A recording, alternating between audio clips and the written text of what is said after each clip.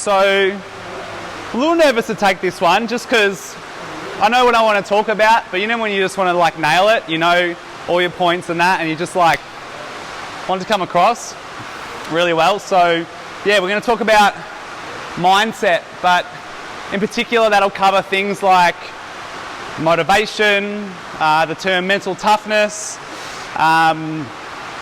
dealing with struggle and adversity and those kind of challenges that pop up and how we manage and deal them, or how we should be looking at them as well. The controllables and the uncontrollables and that sort of area. The fixed and growth mindset, which is probably a really important one. I put it towards the end because I think it'll tie in stuff. Your brain will tick over as we go. And then when I talk about fixed and growth mindset, you'll go, oh, fuck, yeah. And you'll sort of really piece some stuff together. And then I don't want to go too deep into goal setting because we've got lots of stuff on that already there, but I just want to go over that a little bit. I hope I won't take too long on that.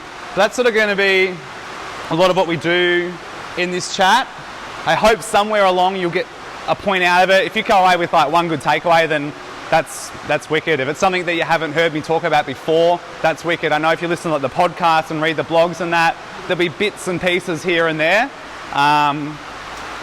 But you might not have heard everything or seen everything. There'll be different, I don't know, I might go on a tangent about something. I've already got a tangent in my brain that I know is going to pop up at some point. So, yeah, I'm looking forward to it.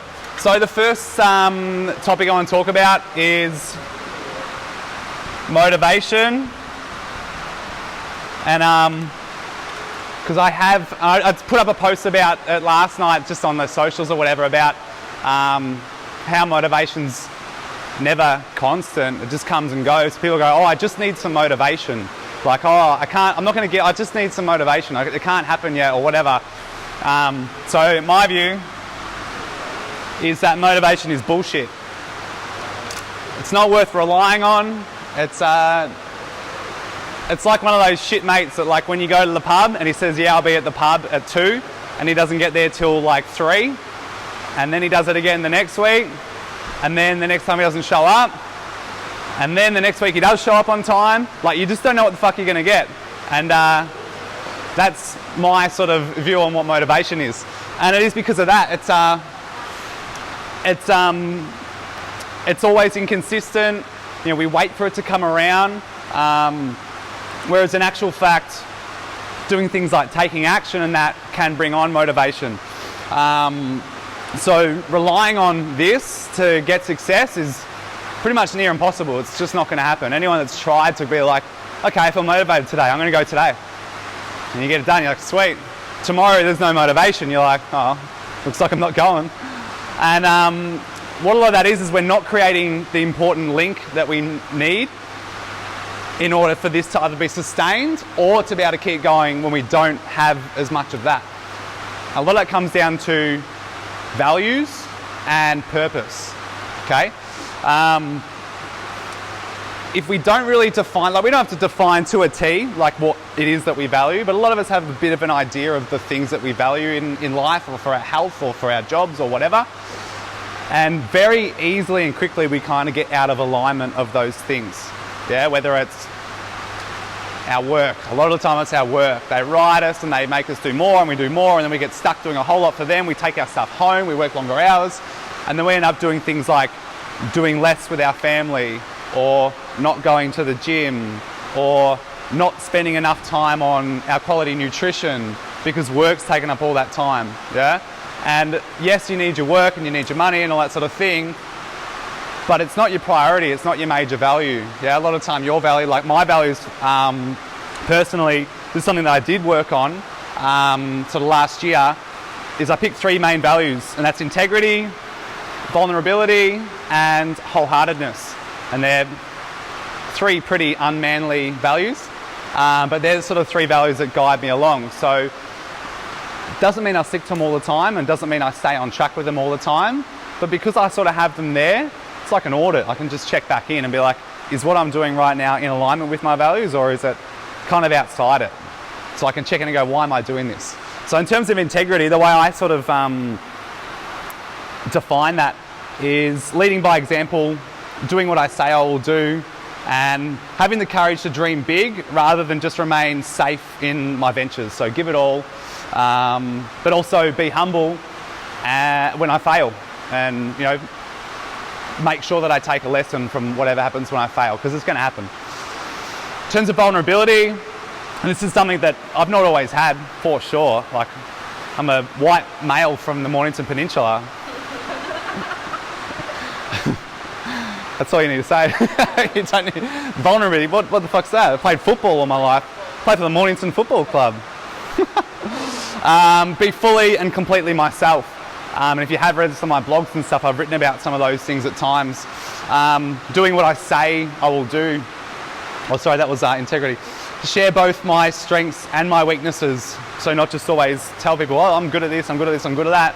I'm also quite shit at this. I also struggle with this. I also get nervous doing these things. And then having the courage to dream big. Oh, sorry, I've just gone back to it again. Empower others to be vulnerable, which is not easy. It's kind of a challenge. Yeah? It's like a challenge to myself to keep working on being vulnerable. And the reason I want to be vulnerable is over time I learned that every time I was vulnerable, a positive kind of came back to me. When I wasn't vulnerable, I wasn't myself, results would be different, results would be varied, or I would feel like an imposter in some way. So if I just go, boom, this is me, this is when I'm sad, this is when I'm happy, this is when I'm struggling, this is when I'm stressed out, you get better engagement from other people, you get understanding from other people, you get closer to other people.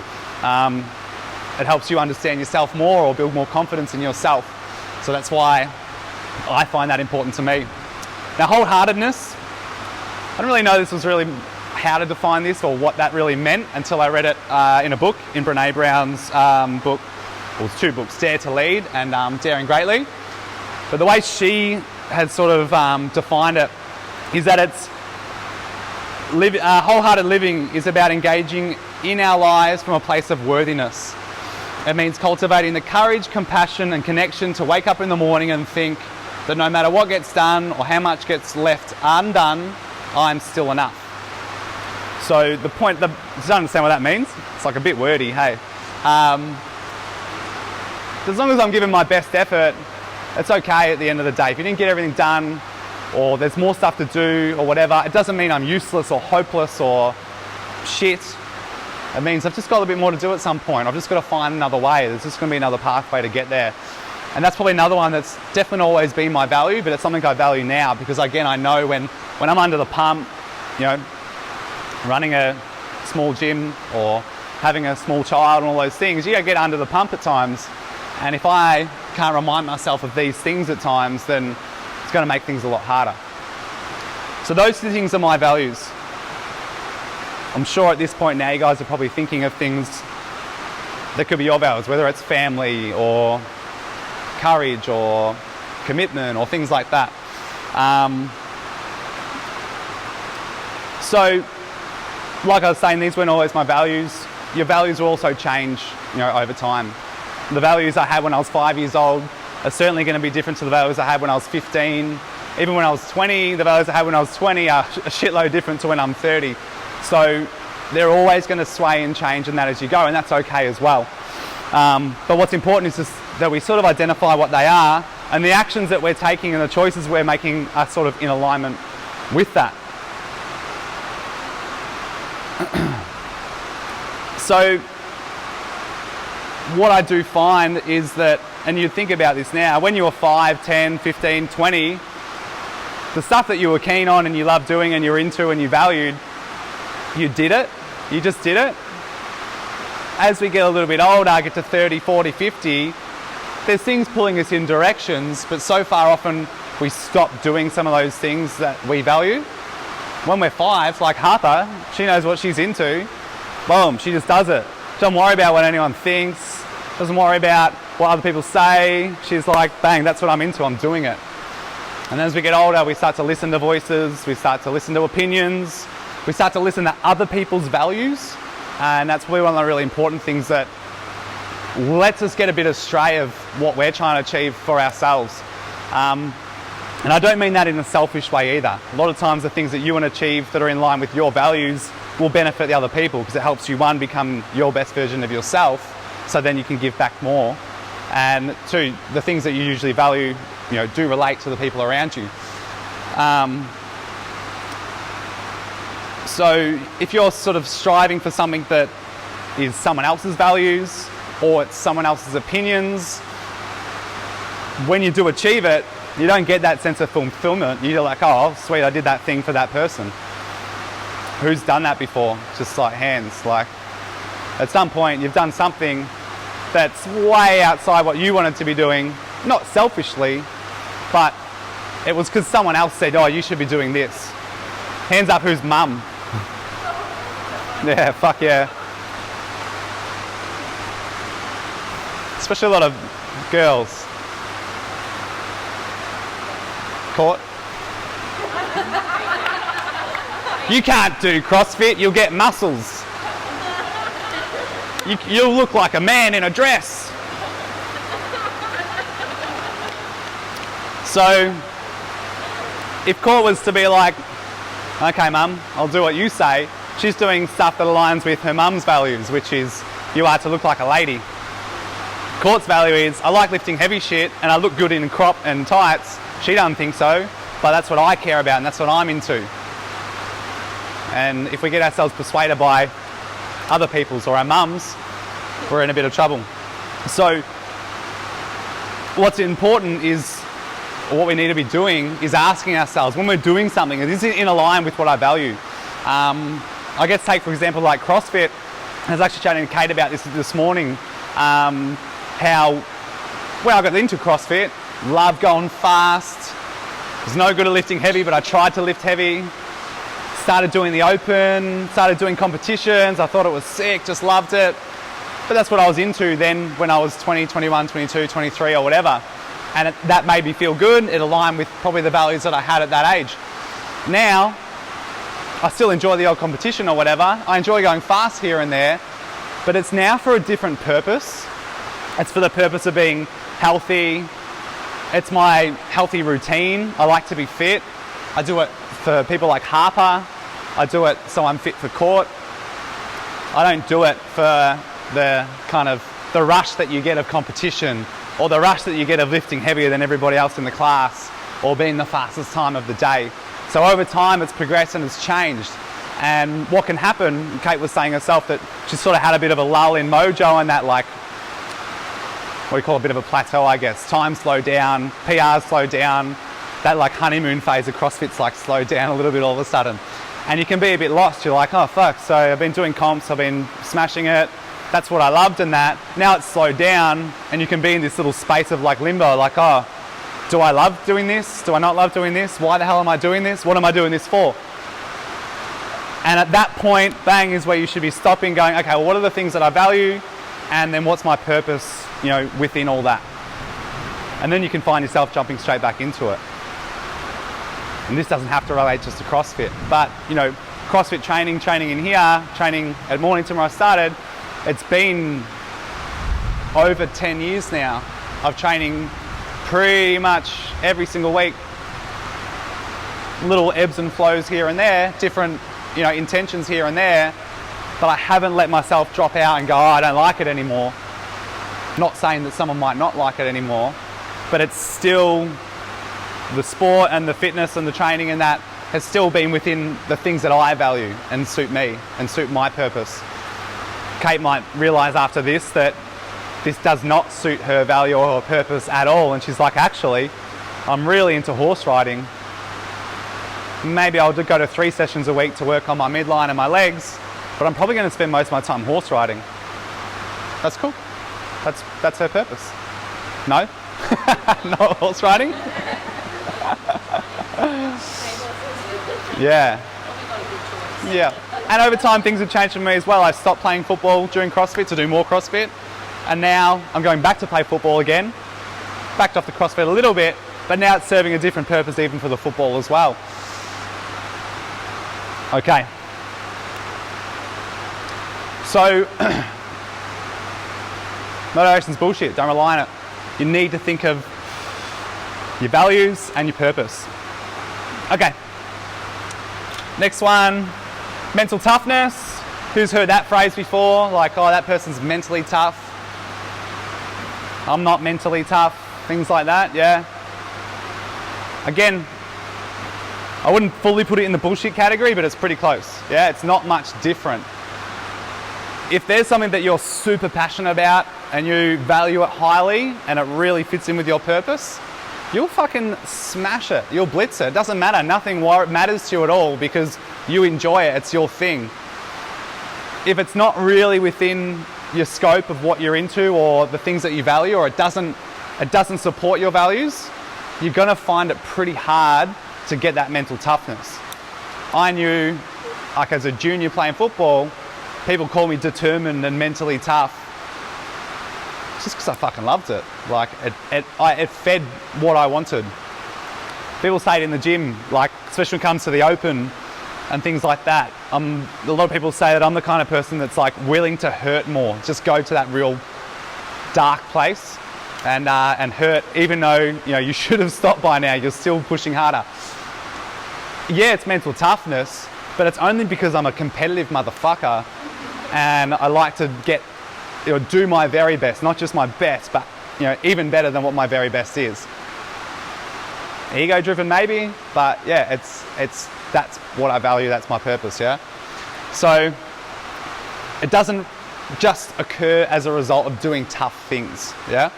It comes through placing value on what you're doing, then being determined as fuck to achieve your goal because you care so much about it and because you've chosen something you truly value. Further toughness occurs through embracing and seeking opportunity in those areas, and then accepting that alternative outcomes might come along the way. So if setbacks happen, whether it's with CrossFit, you get injured, or you plateau, that could be something that's steered you in a different direction. If you can still find that thing is going to serve you in some way, then yeah, maybe that bit of mental toughness will help you through. On to struggle. Any questions so far? Nope, cool. Okay. Who finds that a lot of things are a struggle sometimes? Yeah, things are a struggle. And what do you do usually when you struggle? Just seek comfort, yeah. You just go for comfort. Go for the couch, go for the bed, go for the Netflix, go for the chocolate, go for the beer, go for the smoke. Hey? Go for TV, go for the party drugs for people that are into that. That's what people do. And that's everything in this universe does that, goes to the path of least resistance. And that's how it's been all this time. But the thing is, struggles are always going to occur. They're never going to go away. Once you overcome a struggle, another struggle comes up, yeah? Over time, and now where we are in this world, struggles are a little bit different to what they were back in the day. So we're pretty desensitized, we're pretty lucky with the struggles that we deal with. Doesn't devalue the struggles, they're different now. The struggles of mental health and things like that are real, they're intense, they're full on for people. The struggles back in the day,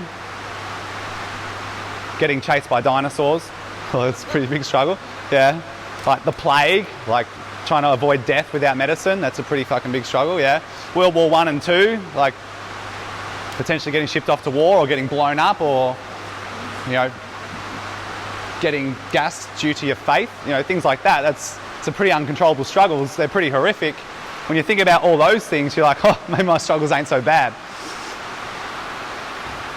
Doesn't mean they're not bad, they're just different.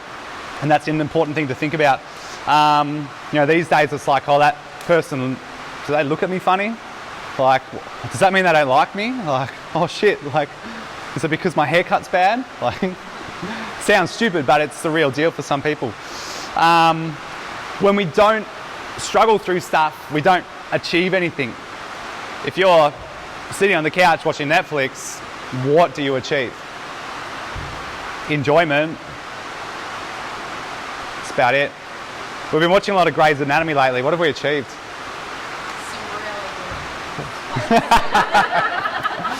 Fear and anxiety over hospitals is what I've developed from that show. And to never go to that hospital in Seattle. Cursed. But every time we do get away from those things and go to what's comfortable, nothing actually gets achieved. So if your goal is over there and you're expecting to just cruise your way through there, It's absolutely not going to happen. It's never going to happen.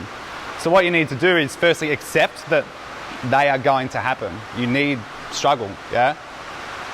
When we lift weights, when I build muscle, my muscle goes through struggle. I'm tearing at muscle fibers. It's going through struggle, it's going through pain. What happens after is it grows, it repairs and it grows and it gets bigger. If I sit on Netflix and chill, this does nothing, it wastes away, it gets smaller, it turns to nothing, it turns to mush. You could probably argue that our brains do the same thing, they turn to mush. Think of this, who has ever achieved something like won a premiership, or I keep going to footy analogies, it's all I know, won a premiership, you know, won a sporting award, won a dancing award, won a beauty pageant, whatever it was. Whoever won that thing, and then after it you kind of went, oh, like, that was great. But that's it, like, that's done. Has anyone felt that? Yeah. It's like, oh, that was it. If you put all of your like focus on that one point and moment, like it's a great joyous moment to look at. But how often when you look at maybe like, say it was like a 6-month lead up to that thing and you're planning and preparing and doing whatever you wanted for it, just like nod with me, how many moments along the way where were you like, fuck, that was a moment, like that was what it was made of? Yeah? How many of those moments involved like some of the most serious struggle of the entire kind of 6-month series? Yeah, like the worst moments, the most struggleful moments, the moments that you learnt the most from or overcome something from, or how we're in the most fear or whatever. You think about those times and you're like, wow, they were the best moments of the whole thing. So although I got this cool prize at the end and it felt good for the 30 seconds I was on stage or whatever, this day when this happened, this day when we almost lost, this day when I almost didn't make it and I got accepted after everybody else in the whole group got accepted and I thought I was done, those are all the times along the way where you're like, fuck, they were the real ones. All of those things are painful and uncomfortable and horrible to go through at the time. Again, we can relay it back to the gym. During the workout, during every open workout, or even just that one then when we were doing strict press, like, oh, this is horrendous, this is hard.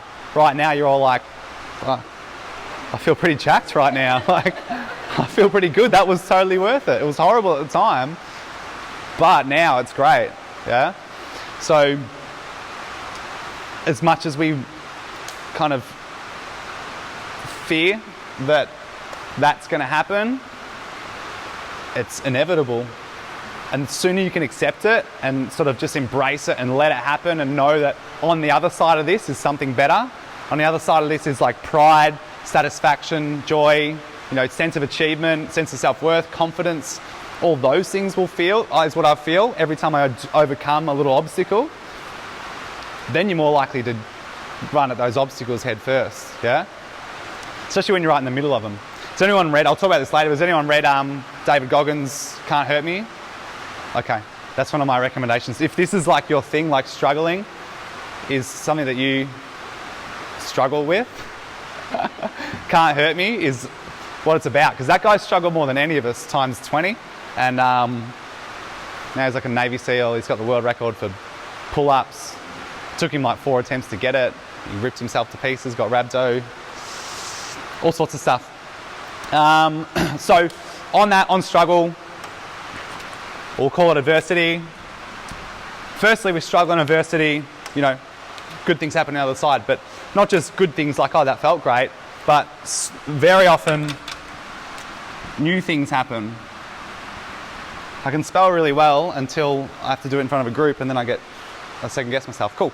So how often have you, I don't know, say this is your timeline and you've got a goal here and you're working along and then something happens and it's not to plan and something else pops up, a different opportunity pops up. And sometimes it ends up being better than the plan that you had. Not always, sometimes it's worse. A lot of the time when it's worse, you learn something and then you get back on track and then you're better off for it. A lot of people like that work in offices or anything, trades, anything. That happens at times. Like something blows up on site and you're like, fuck. And then you go, we won't do that again. We learn something. It was shit, but at least you know that doesn't go, we don't do it that way anymore. System ruins, goes down in the office and it just sends out this spam email to all of like your top clients. And you're like, oh, fuck. Better make sure we don't push that button again. Like, that's some good things. But other times, good opportunities come up, things that are unplanned, things that take another direction that end up, maybe that was the goal, but now we've just moved the goalpost over here and it's even better. Good example, I've used this one before in a different chat. I wasn't really intending for it to be, I didn't have a goal in mind, but it was just a really cool opportunity that popped up just because I kind of let myself be open to it. So we were at the CrossFit Regionals the other year in Sydney, and the whole thing ended, it was done, everyone was leaving, we were kind of sitting back for a little while, and I just saw a hoodie sitting over a chair, and I looked at it, I was like, oh, someone left the hoodie. No one was near there, everyone was definitely gone. I could have gone, and just left. But instead I was like, no, this is someone's hoodie. Power of Facebook, this won't be hard, I'm sure we'll find them. So I grabbed it, had fortitude on it, something like that, yeah, that's what it said. So it wasn't gonna be too hard. I put a picture of it up there, put it on some CrossFit groups and pages and stuff like that. Someone all of a sudden tagged this guy, Josh, in there. He was luckily still in Sydney area, so the next day he came and while I was waiting for him to come, I just stalked him, as you do. Turns out he's like the nutritionist for Khan Porter and a couple of the other top Australian athletes and then one of the top athletes in Europe. And I'd only just got on board with the podcast as well. And I was like, all right, cool. So as I gave him the hoodie, I just chatted to him a little bit and then said, hey, do you want to come on the podcast? And a week later, we just video linked and had a podcast and got to talk about nutrition and talking about experiences with Khan Porter and all these sorts of things, which is pretty damn cool. And that wouldn't happen if I didn't just pick up the jumper and find somebody. So who knows what could come out of that, yeah?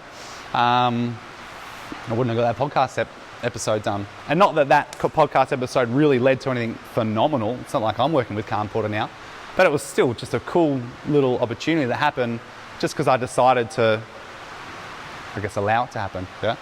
When we don't open ourselves up to those opportunities or potential opportunities that may arise because we're like dead set on that path, yeah, we don't allow something else that could happen that could be really good or a lesson to be learnt, yeah? And the problem is that we don't look for it. So we need to make sure that we're always just open and thinking and looking for stuff and saying, hey, this could be something. I know it's not what I'm doing, but this could be something. It could not be, but hey, let's just be curious and find out. But just have this conversation or just stop and listen to this thing or read that book that that person recommended that I should read that I keep saying, yeah, I'll do it, but I don't. Or listen to that podcast or watch that doco. Just make sure it's not a Netflix doco on nutrition. Cool. All right. So next one is control, or being out of control, or not being able to control the things that we just simply cannot control.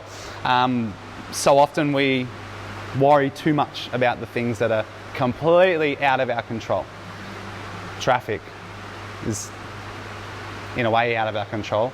The only way we control it is by leaving earlier. But, everything else you can't control it. So road rage is just ridiculous, yeah? What else? What are other good examples of things out of our control? The weather. She gets so shitty at me when she's like, oh, it's wet or whatever. And I'm like, no, don't complain about what you can't control. She said, shut up. Shut up, don't tell me. Yeah, you can't control it. You can prepare for it. I guess that's the one thing that you can do is prepare for it and be ready for it, but you can't control it, so don't waste your fucking time on it. A lot of the time we also worry or spend too much time worrying about what's happened in the past or what may or may not happen in the future. We don't spend enough time in what's going on right now, yeah? Thinking about something else going on, or we're worrying about something else, or what's just happened, or what that person said that may or may not have meant something. It doesn't matter. It's something we can do about it. It just is what it is. This is where my tangent came on. I've got a really good tangent. I'm glad you're here, Court, because you're going to love it. But I won't go to it yet. So, so what often happens is that we blame things that are outside of our control for our inability to stick to something. So if it comes to let's just talk about weight loss or fitness or something like that. We blame our work. I just can't, I don't get time. I've just got too much work on. Or it's our family. I don't know. My mum's a bitch and she makes me unhappy, so I'm not going to go to the gym. I'm too down. I'm not motivated, I'm not talking about your mum, Cora. The cost of food. Healthy food's too expensive. I heard that one. Things like that. The convenience of, poor food. Oh, it's just so easy to just get crap food, so I just get it. It's just there. It's really easy to get, so I just keep getting it. There's nothing I can do about it. Really? And then temptations and things. Or any temptations. Chocolate, alcohol, Netflixing, whatever it is.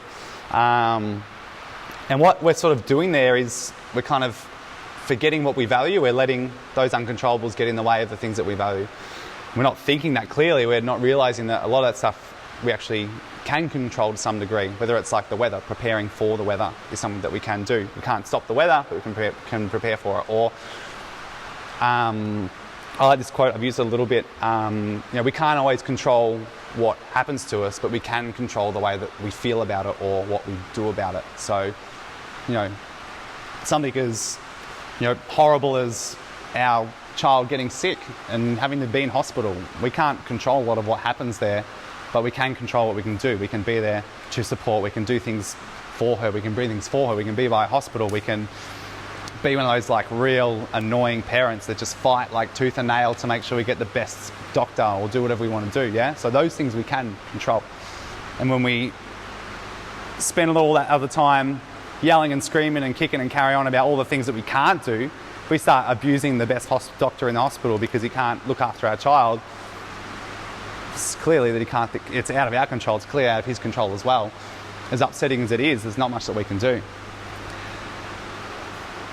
And this is where my tangent comes in. And it's about Star Wars. I've been watching a lot of Star Wars lately. And they always saw, there's Jedi's and there's, the Force and there's the dark side and all this and, anger and fear and hate and aggression and all that sort of stuff. It's like, oh, that's the pathway to the dark side. That's to the dark side. You just watch it and you're like, oh, that's cool. That's entertaining. This time when I watched it through, I watched all of them like in chronological, including like Solo and Rogue One and that. I watched all of them. So I'm ready to watch the new one now. By myself, probably. Yeah, no.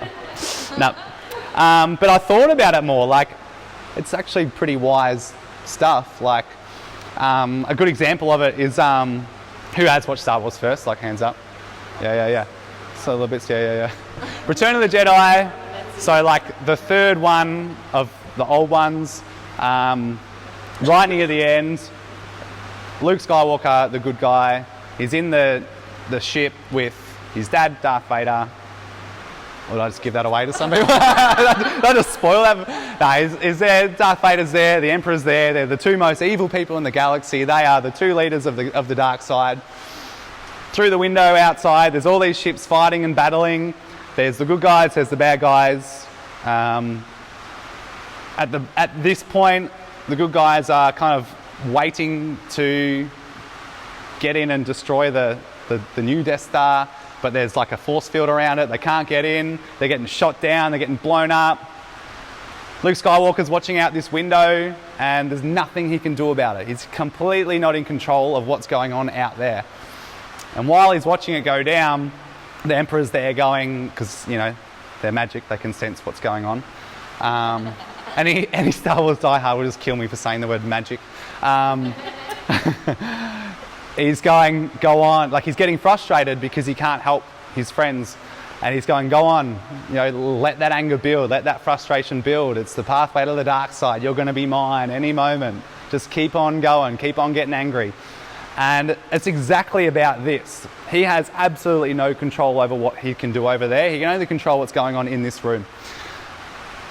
And by calling it the dark side, it's what it really means is you let your shit stuff, you let your uncontrollables, you let your fear and your anger and your hate and all those things, the shit that you get angry at for no real reason that doesn't actually have any benefit, take over. Instead of worrying about the things that you can do. in the end, Luke does worry about, what he can do and saves the day and all is good. Although he does let his fear in that take over him a little bit. Yeah. That's a good example, isn't it? What do you reckon, Court?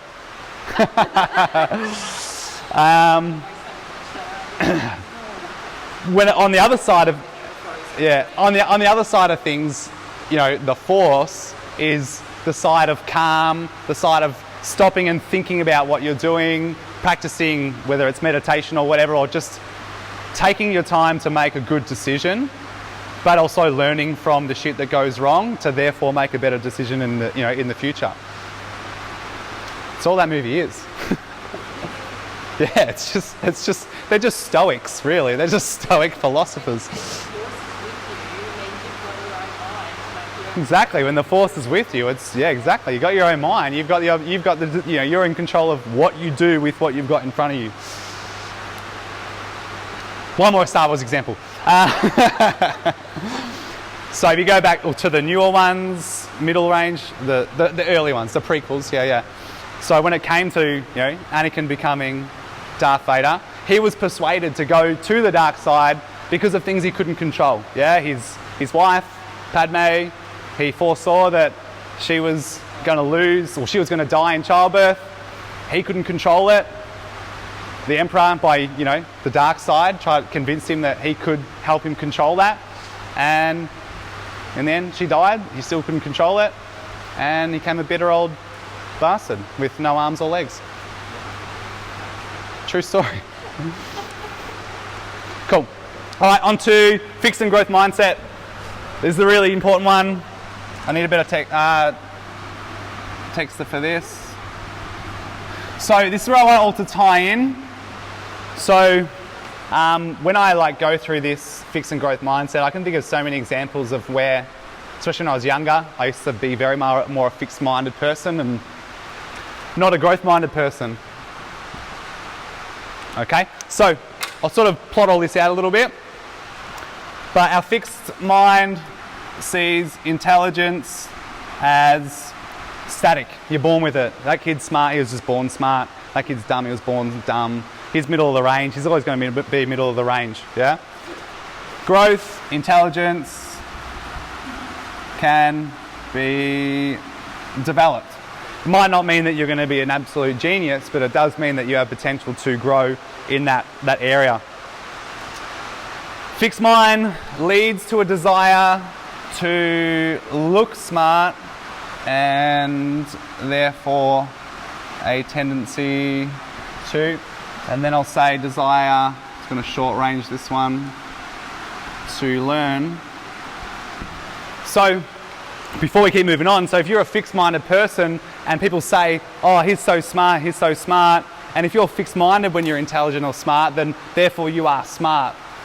So if that's the way that you think and feel, if you're not perceived as smart by somebody, then what are you? Are you an imposter? So it also means that this kind of person's not likely to want to try to learn more because they're already smart. If they're trying to learn more, then again, they might be perceived as someone's not smart. What do you need to learn for? You're already smart. Good example of this, you could think of a lot of in football again, like a number one draft pick. So like a Jack Watts. So there's a number one draft pick from Melbourne, absolute superstar in the the lower leagues and that before he came up when he was playing high school football. He had absolute weight on his shoulders when he came to Melbourne. Everyone expected him to be a gun. Everyone expected him to be the player that would take Melbourne out of the dumps of being a rubbish club for a long time. That amount of pressure on a 17-year-old was huge. So if they're already saying you're already amazing, you're going to be all these things, you're going to do all this, and you have this kind of mind, you already are this, then he's got a lot to lose. Whereas if he was able to come in and say, look, I'm good, obviously, but I've got a lot of faults and I can be better. Let's learn and see how you guys can help me where I'm not good. He could have been a whole lot better footballer. He could have been a better player. But he already was this, and therefore he had to prove that at every point along the way. And when you feel like you're under the pressure to prove that all the time, yeah, you're going to struggle. So And this is how, this is why. So, fixed mind leads to a desire to look smart and therefore a tendency to avoid challenges, because by taking part in a challenge when you're already the best is an opportunity to be shown that you might not be the best. Or embrace challenges. Obstacles. A fixed tendency to give up easily as opposed to persist in the face of setbacks. I guess a lot of this can be quite ego driven as well. Okay, effort. Person with a fixed mind sees, effort as being fruitless or worse. Like, why would I bother? I'm already here, yeah? Whereas if you are growth-minded, you see effort as a pathway to mastery. So I may already be quite good, but if I'm open to more growth and learning and that, like how good could I possibly be? I might be able to get better. Criticism. So fixed tendency to ignore useful, negative or critical feedback. Whereas someone with growth will learn from it, be open to it, understand that copying feedback for whatever doesn't define them, doesn't therefore, like, you did this wrong, doesn't mean therefore that you are no good at this. It means, hey, here's a way that you could be better.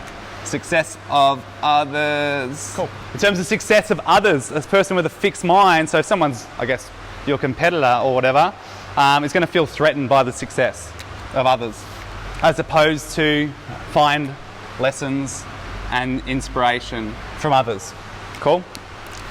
Good example of that, I'm going to go straight into being vulnerable myself. Opening up this gym 7 years ago amongst other CrossFit gyms during the boom of other CrossFit gyms opening, I definitely felt a bit fixed-minded at times, worrying about what other gyms are doing, worrying about maybe how many numbers they have, or if people are having a better time at that gym, or they're getting better results, or, I don't know, earning better money, or whatever. By worrying about the success of others or being threatened by the success of others caused me to waste a lot of time rather than being in that growth mind stage where I could have just gone, okay, what are those gyms doing really well that I could do better, instead of that gym's doing that, fuck them, or I could do that better anyway, or I could do this. It's not helping me take any action to do anything better, yeah? Does that make sense? Yeah. So I feel like using that as an example, right? So you feel threatened about what they're doing in front of you. You then find that the criticism that you were probably receiving, you weren't taking a lot of board. Oh, totally, yeah. Well, if I'm sort of slightly more fixed-minded in this whole area, then yeah, a lot of these things I might not take on. Like, I remember being given advice to go to see a group called the Affiliate Solution, who just help with growing your small gyms businesses. It took me about 4 more years to go and do it. So obviously, whether it was avoiding challenges, wanting to,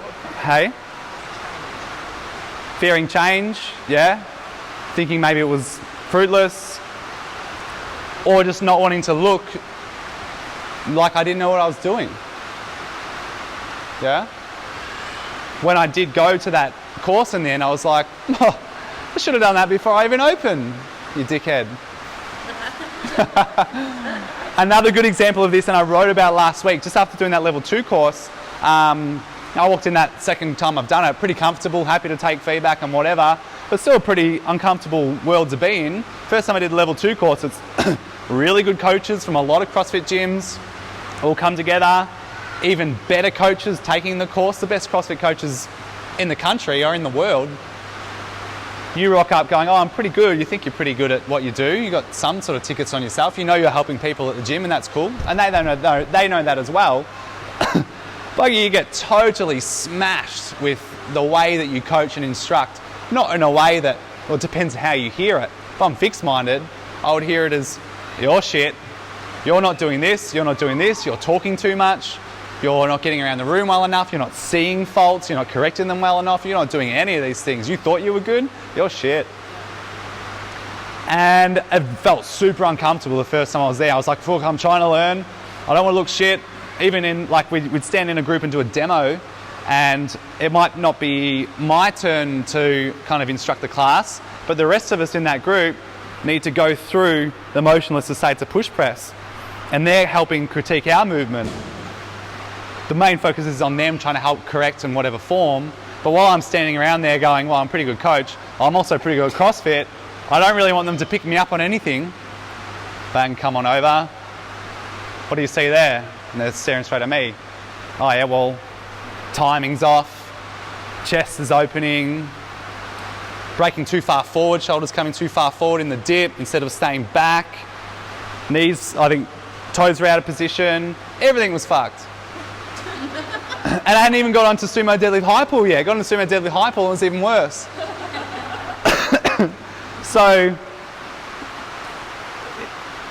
if your desire is to look smart in those situations and you're fixed-minded, then you're going to feel super uncomfortable. Look across to the other group, and Tim's there. Tim Allen, you guys, some of you guys will know Tim, who's trained the Arvo. He opened the gym with me back in the day. He doesn't give a shit about anything. He just asks questions, does whatever. Oh, that's really cool, whatever, I'm learning, whatever. He's just always been like that. So he's stuffing up 10 times more than I am, because he didn't grow up as a coach. He grew up selling plaster and playing football. We've got one thing in common, hey. But he was in his group just going, oh yeah, what's this? Oh yeah, what's that? Okay, sweet, how do I do that? Right, okay, good. Then after, everyone's split off to go over a break and have some water at the coach. So how do I do that? Can I do that better? Oh, all right, what about this? Should I do that? What should I read? Blah, blah, blah. Just asking questions over and over and over. Not for a second did Tim worry about how he was being perceived or what people thought of him in that area, yeah? He just valued just getting better. And so, had a night, had a break, rock up the next day, that was just in my head, and I wrote about this, was just be more Tim, yeah? Just let yourself fail, let yourself stuff up. So then when I rolled up last weekend, there's still a little bit there in your brain, like it doesn't go away, you can't be perfect. Part of me is like, oh, don't you stuff up, you're going to get picked on. And then I just went, stop. You are going to get picked on. No matter how good you are, they'll find something. And then you can go back to the gym and be like, sweet, I can do a push press a little bit better again, because I got picked up on push press again, yeah? I remember one of my biggest things, and I totally got to do with my big ass and tilted hips and stuff like that. The biggest lesson I got as an athlete last time was having that kind of anterior pelvic tilt, and I worked so hard on trying to get it better, and I have a bit of like a slightly rounded thoracic as well. I worked so hard on getting that better. So then when I am in a standing position, I'm not opening up at the chest. Rock up to level 2, still get fucking pounded for it.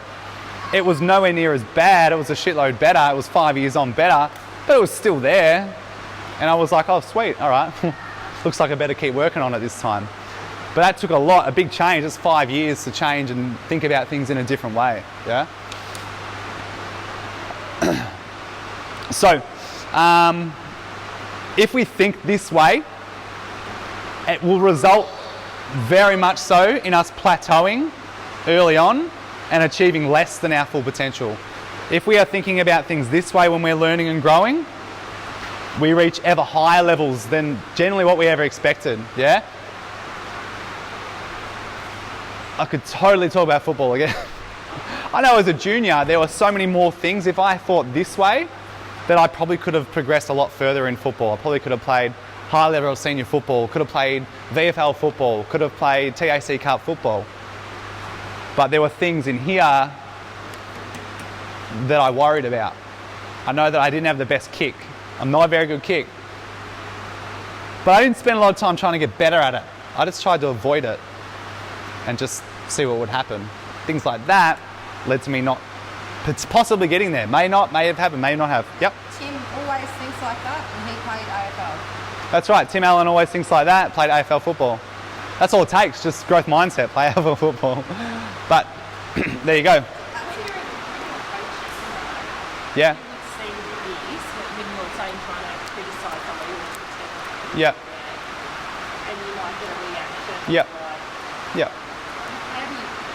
This is look, you see this a lot as a coach, and I could think of two people right now, like the person you come up to and you're going to be like, hey, fix this, and they've got that look like, oh God, like what am I doing? Oh, they're going to tell me that I have to do something and change something. And then you've got, I'll name her right here, let's name Marty Hurley. So Stu, is it supposed to look like this or is it supposed to look like this? She doesn't give a shit if she looks stupid. She's totally growth-minded, man, and she progresses well because of it. But the other person, I don't know. As a coach, for me to help someone more think that, it's about probably being that person myself, coming from that kind of mind and saying, look, if we work on this, we're going to get better, we're going to grow. A good example for people in the gym is like, oh, I've lifted 50 kilos before, so I'm just going to keep lifting 50 kilos, even though it looks like this. And coach has said to me, let's go a bit lighter, fix up that kind of problem going on with your midline and do some work like that. I know I can still do 50, so I'm just going to keep doing 50. Meanwhile, Marty Hurley, who's been listening the whole time and told when to go lighter, goes lighter, fixes that midline problem, goes to 40, goes to 50, fixes it, tweaks it, goes back to 40 again, gets it right, goes to 50, goes to 60, and then she's on 70 because she stopped and listened and learned and let herself be open to every little bit of criticism she could possibly cop. And she's not taken it as this criticism I'm copying is defining me. This criticism is helping me just be better. Yeah? Makes sense? Yep. So, from a coaching side, it's tough. Let's talk about it here. So this fixed mindset very much confirms a view that the world is predetermined. Like, I am what I am. I am short. This is exactly how I thought when I was younger. I am short, therefore I'm less likely to make the AFL because you need to be tall to make the AFL. Just totally put a limiting ceiling on myself to not achieve that, yeah? Good mate and training for a long time, now trained somewhere else. 6'4", 5", Luke Spencer. Way too tall for CrossFit. But not once has he said, I'm too tall for CrossFit. And now he's training with a very good team and they have a very high chance of making the games. The guy's doing handstand walks upside. He's not supposed to do that. He's not made for that. He's not a gymnast at all.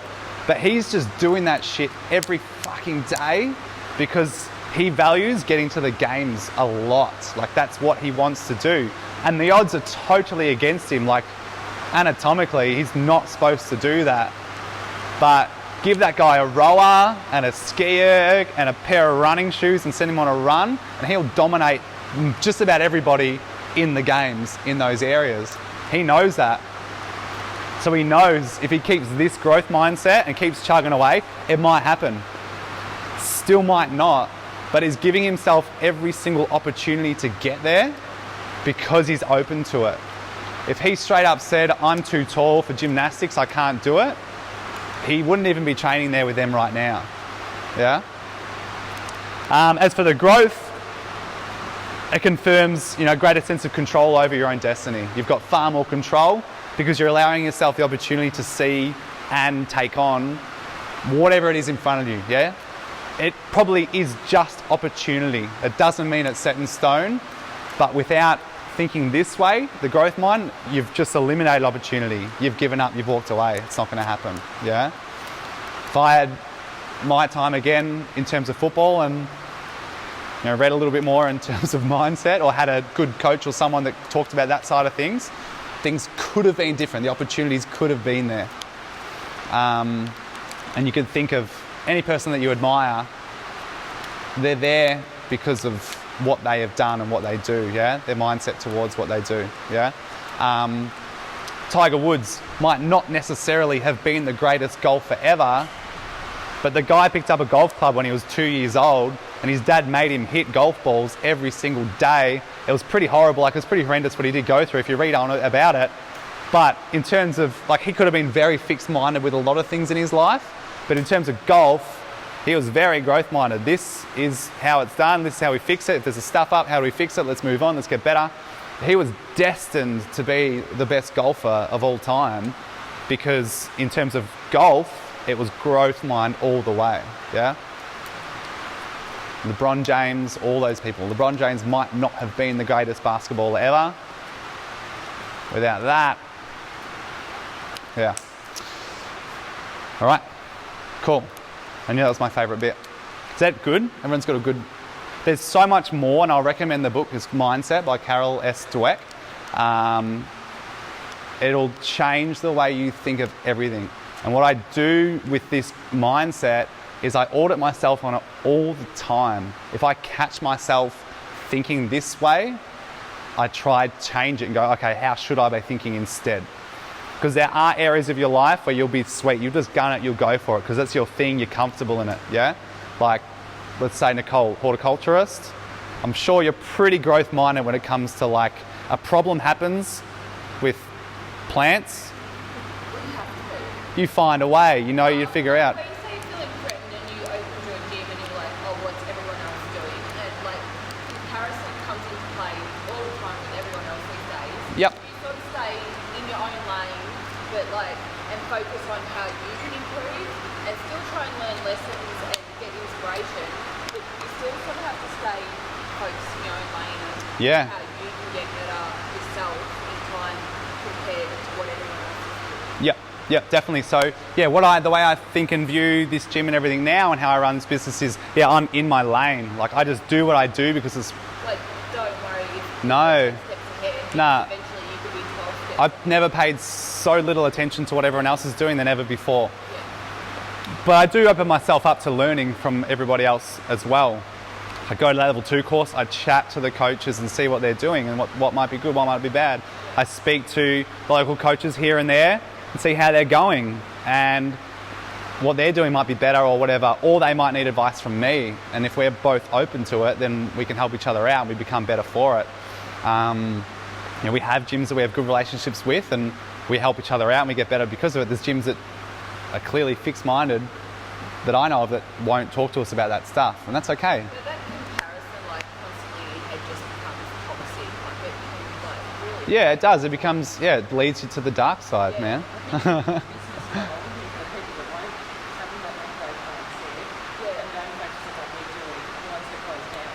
I mean, you know, you have to look at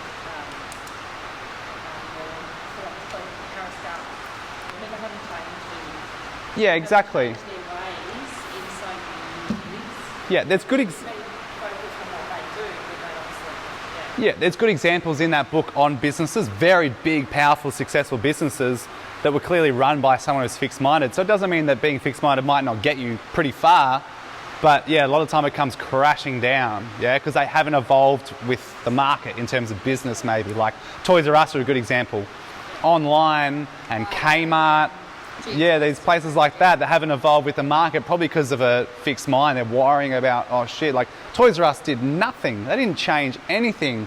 Kmart's coming with their cheap toys, Target's come with cheap toys, online shopping's come on. Toys R Us just sat there with their giant stores worth of toys and did nothing. And I'm sure the person behind all of that was worried about all this shit. Maybe, I don't know. I'm not gonna put too much into that. But I couldn't recommend that book enough. Yeah, it's super important. It'll get you thinking about everything. Who has for sure grown up, maybe, don't be majority, but part of their life has been in this area. Yeah, sweet. Can be because of your parenting or your teachers or whoever. It can cause you to be in those areas. But I know a lot of my life I was here. And since being there, I progress a lot better with stuff. I get better at a lot of stuff. All the things that still go wrong don't bother me as much either, yeah? Being in that growth area also, and this is where it all ties in, helps me come back to the things that I value and my purpose and all that stuff we talked about at the start, yeah? Helps me audit and think about it, yeah? If I really want to, I don't know, run a super successful gym or whatever, and my value is integrity, then I need to be open to criticism, and I need to understand the efforts in the areas that I might struggle with. I need to put in extra effort. And I need to keep persisting with things, even if things are a little bit tough at times, yeah? And I need to embrace the challenge that pops up. Something might happen, like in terms of the gym world, it's ever evolving. It keeps changing constantly. And in terms of the marketing world, everyone that works in marketing, it is just constantly different. And it's like the stuff I know in marketing now, saying this to Court yesterday, the stuff I know in marketing now, if I used those tools 6 years ago, I'd be smashing it. It'd be so good. I'd smash it. I'd have bloody 10 businesses going on because it'd be amazing. But marketing's different now. It takes a whole different, that's a whole nother chat to talk about. But anyone involved in that would know that it's evolved a ton. It's totally flipped on its head. And if you're stuck here, you're going to struggle. Okay, any questions at all there? Yeah, everyone kind of like clicked good with that whole bit then, didn't they? Sweet. And that's just a real small part of fixing growth mindset. Okay, in terms of setting a goal, I'm going to go through this a bit shorter. I won't even, I'll write up the points to it. Does anyone want that? Do you want me? I'll just flip it. It's all right. I'll just flip it over. Oh, we got some pictures. Okay, so goal setting. Some of you have probably seen this before because I've done it a bit before. We use what do you call that, Whoop or Whoopie. We use it in our templates here at the gym. Sometimes we don't need to go past that section, the P section, but yeah. So I'll go through it briefly. WH, it can just be W, it doesn't matter. Wishing or wishing and hoping. So what is your goal, yeah? What is it that you want to achieve? Be specific with it. Whether it's in the gym or it's in life or it's at your job or it's whatever. Like what are those things you want to be? Just identify what it is. This one that's important here is outcome. What do you get out of it? Cool. What do you get out of it? And it's more intrinsically. What do I get out of it in here? Like what? How's it going to make me feel? Like deep down. So not on the surface. Like if we talk about losing weight or whatever, if my goal is as basic as like I just want to, I don't know, I want a six pack. Well, what outcome do you get out of that? Probably the joy out of getting that six pack might last a little bit, but it's probably not the real, shit that you want. And then what you do ask yourself here is, does it serve your values as well? So let's say I want to, and I've been posting this a little bit here and writing about this here and there as well. Let's say the goal is to lose 60 kilos, and say I'm a male that's at 150 kilos, and I want to get under 100 at least. What do I get out of that? I get obviously fulfillment. I might get my self-confidence back. I've said this, I've written this a little bit of times, I might get to see my penis again for the first time in, 40 years. The feeling that happens out of probably achieving that again for a male that's had a tummy this big for so long would be massive as compared to saying, oh, I just want to see my abs. Like I want to look good, in Speedos. Why? Go real deep into it. And this is super important. This ties in directly with your values and your purpose. Cool? The next O, obstacles. So what are the things that are in your way? Like we said earlier on, there's struggle, adversity. They're always going to show up. They have to show up. They're the things that help us get better. Seeing it that way, seeing it from that growth mindset helps us improve and get past it. List everything that could potentially get in your way. So if it is weight loss and you're trying to, you've got work and that takes up a lot of time, you don't know how to prepare food, so that's probably a struggle as well. You definitely want to spend time with your kids and family and that, so you've got to make sure you allocate time and all that for that. You don't know what you're doing, so we might need to make sure I'm going to a gym where people are going to teach me things to do, things like that. You need to figure out all those little things and list heaps of shit. The next part is plan, and it's sort of a two-part thing. You plan what you're going to do, like the days you're going to train or how you're going to prepare food or blah, blah, blah. But what you have to have in mind this whole thing is, like, how am I going to overcome all those obstacles? You're planning to overcome these, yeah? A lot of the other process, like go to the gym and eat carrots and shit like that, that's the easy part. What's happening when the obstacles come? And the mistake that we all make when we set a goal or plan for a goal is we never even consider this. We're like, oh, I'll just wing it when it happens. Like, what happens when you're totally out of motivation and some bitch at work just ruined your day, and Wednesday night was the night that you were going to come to training and you just don't want to go? Like, what was your fallback plan? What are you going to do? You're going to go for a big walk instead, or are you going to show up anyway and just go at 30% and see what happens? You're going to give someone a call first, or you're going to just stop and maybe meditate for 10 minutes? You're going to read your book for 20 minutes and see if you feel better? Like, what are your plans to get past that? Yeah, you cannot not acknowledge those things, your obstacles, if you want the success that you need, yeah? that's kind of the base part of it, yeah? Real, straightforward, simple. Like I said, I'm kind of zipping through a little bit. This sort of next section, Ben Bergeron, a really good CrossFit coach, took this to the next level, and it can be really helpful for people. I'm the kind or type of person who. So this probably just adds a bit more identity to it, helps with habit building and things like that. So it's more like a mantra side of kind of thing. So saying when it's coming to, like to say your struggle is coming up, and that, you know, whatever it is, it's 3 o'clock and you get to that I can't be bothered stage.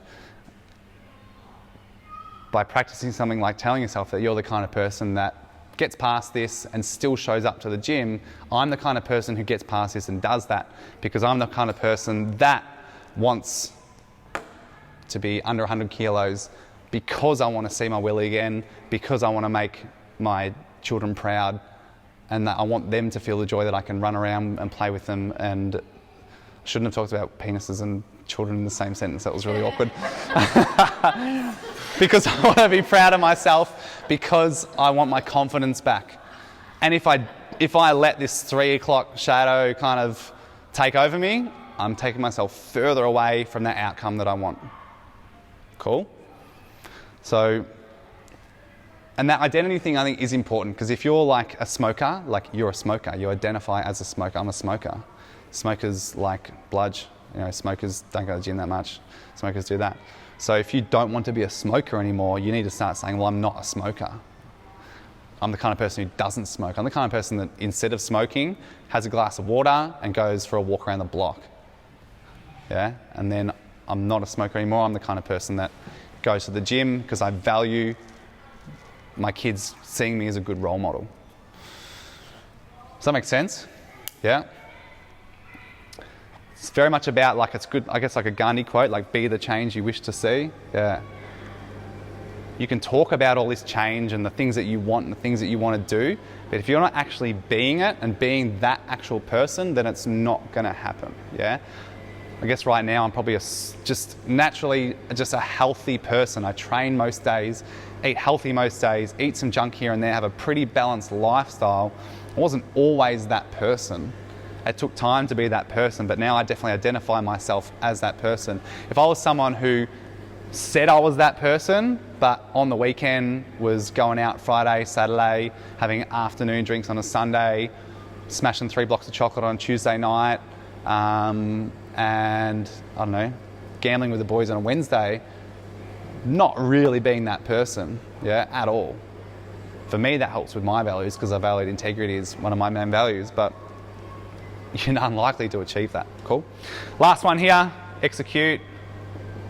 All this, you know, if you jot this out on paper and put all the plan in place and identify your obstacles and all that, all of it looks real cute on paper, but then comes the time we actually get to execute, yeah? And all the things we've talked about before this, leading up to this, shouldn't make that very hard, yeah?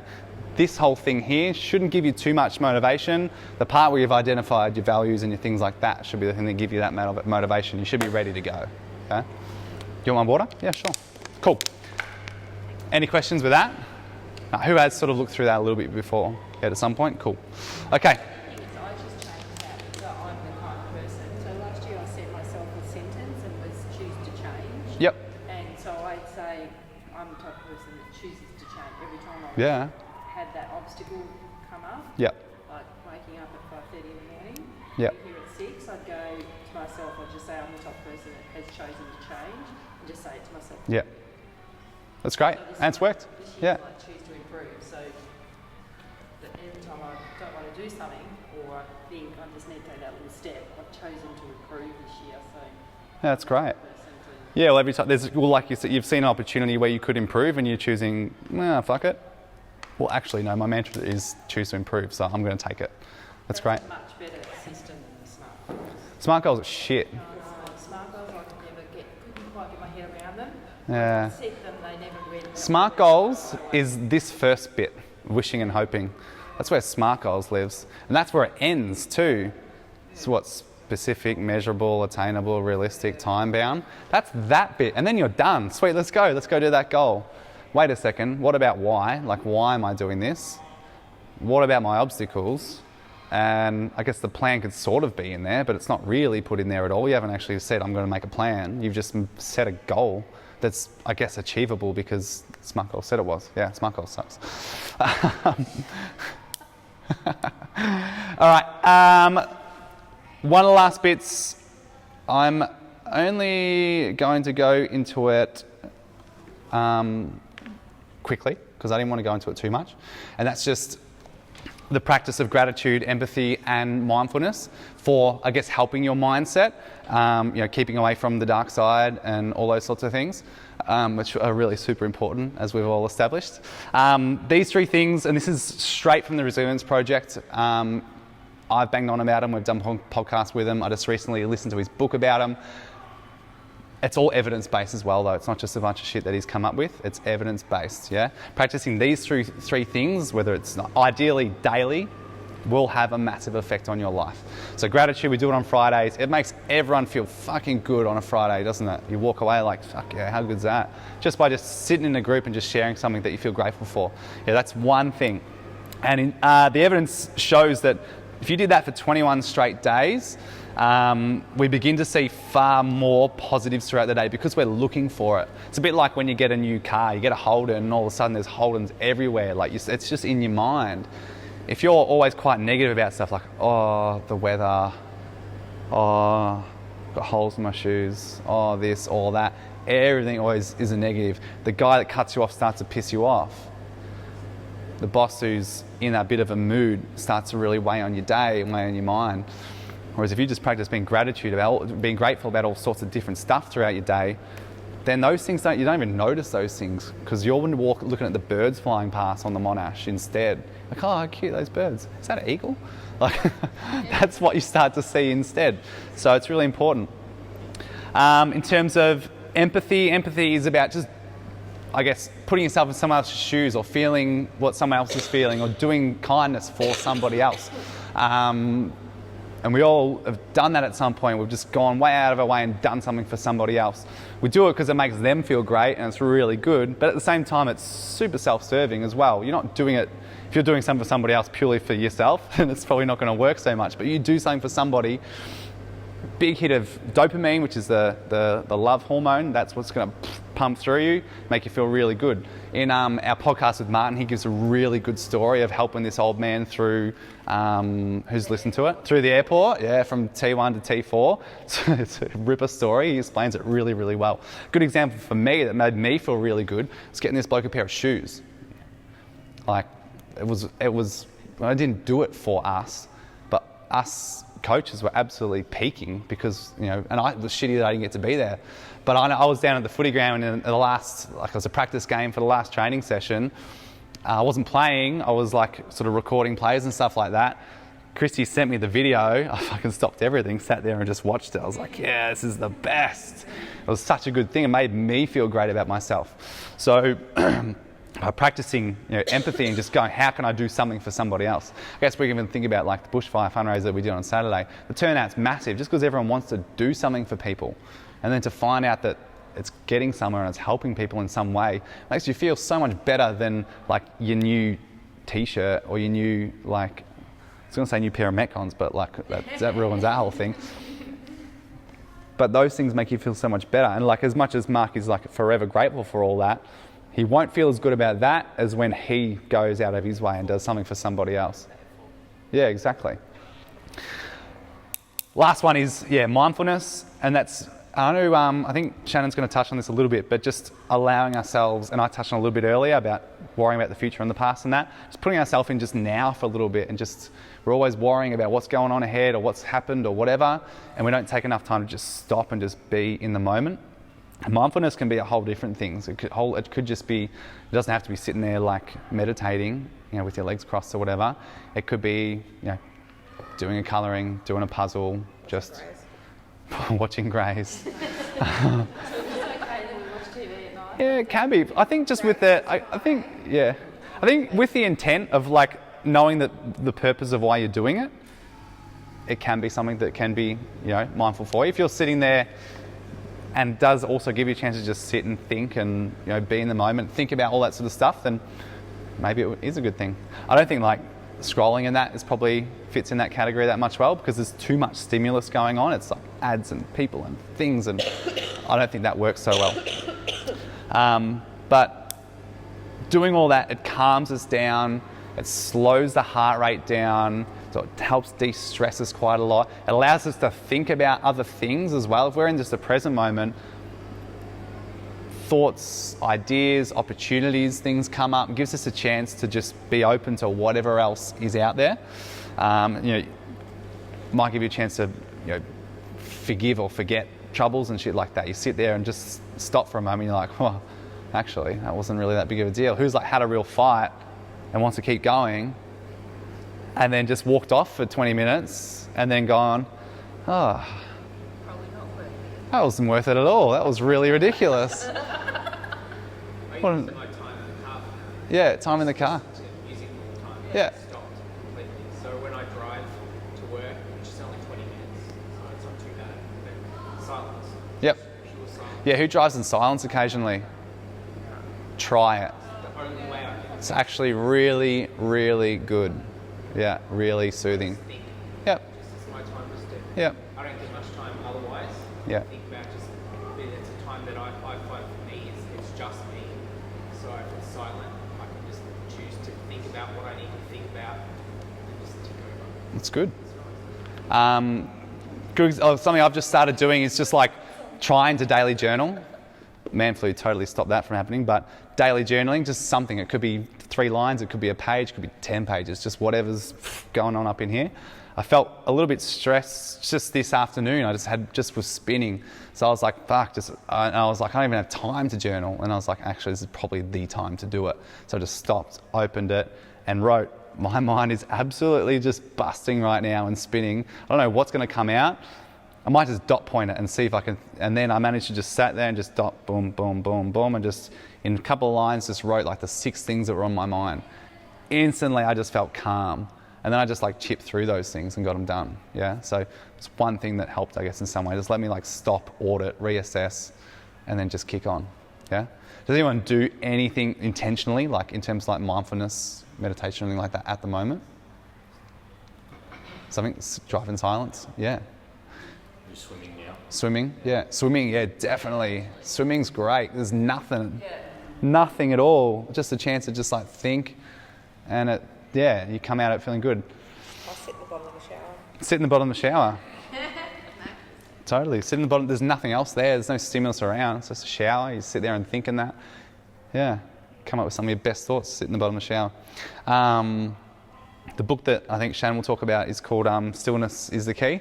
And there is a section in there where he quotes about, I think it's like an old philosopher or whatever, says that like no good ideas were ever thought up without going for a walk. Like good ideas always, like thoughts and whatever happen when you go off on a walk. How often you go for a wander and your mind just goes just in all sorts of ways. Yeah.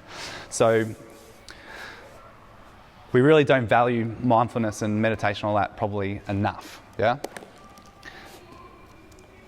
And especially, I guess, males as well. Like meditation. What a wank.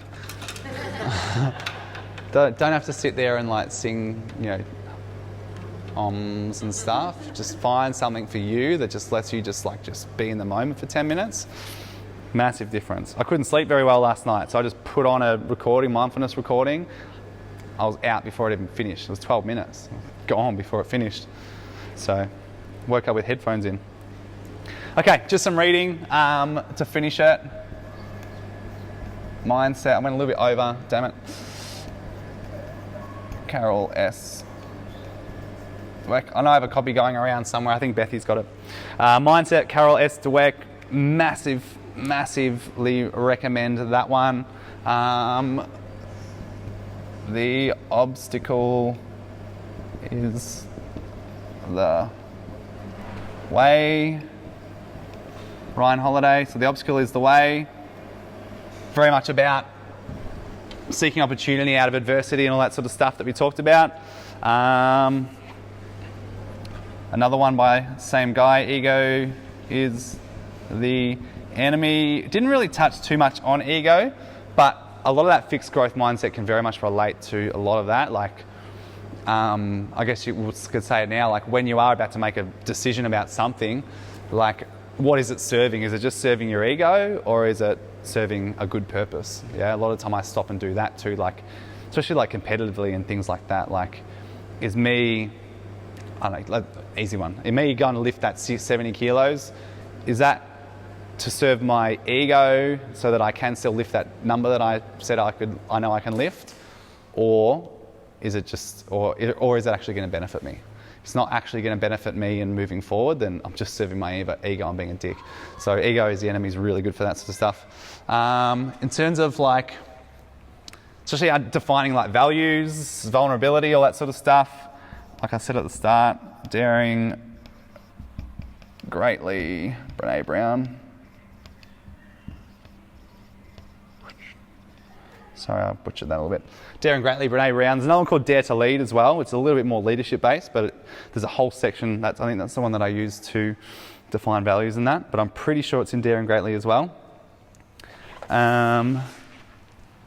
have we got here? The Resilience Project. Oh, come on, get it right. The Resilience Project.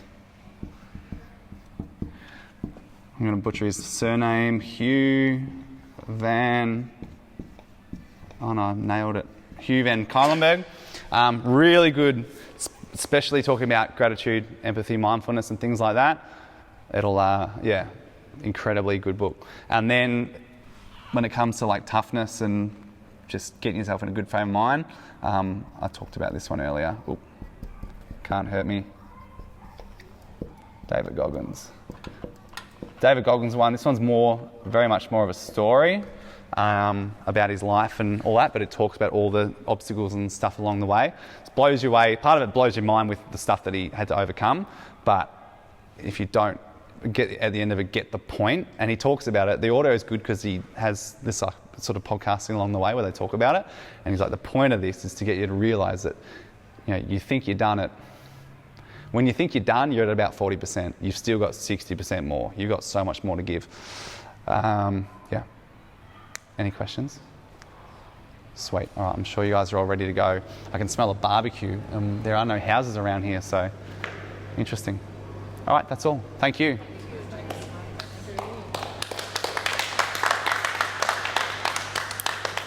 All right, hopefully that helped you guys. You got more questions, please. So if you've got to go and you want to send me questions, go for it. Hopefully that's going to help you on a good path.